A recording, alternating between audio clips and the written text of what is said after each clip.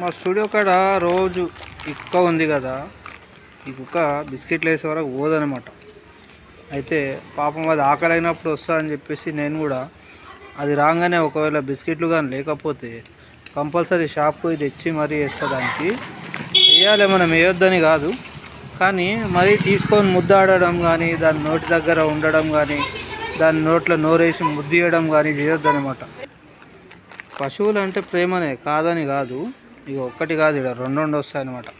ఒకదానికి వేస్తే ఒకటి చూసుకుంటూ ఉంటుంది.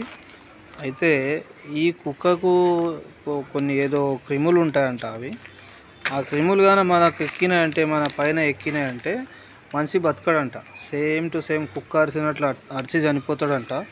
అందుకని నేనేం చేస్తా అంటే దీనికి దూరమే వేస్తా. ఎందుకంటే దానికి రోగం ఉందని దగ్గర తీసుకోవడం కాదు, మరి దూరం దొబ్బడం కాదు, కానీ దాని కడుపు అయితే నింపుతున్నాం. అదనమాట మెయిన్. ఏంది, దాని కడుపు నింపాలి.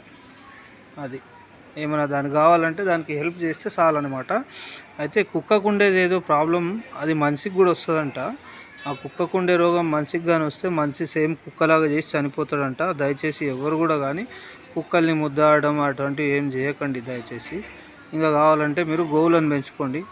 గోవులకు ఏ వ్యాధి ఉండదు, ఉల్టా మనకున్న వ్యాధుల్ని గోవు తీసుకుంటుంది అనమాట. మనకున్న వ్యాధులు కూడా క్లియర్ అవుతాయి గోవు నుంచి.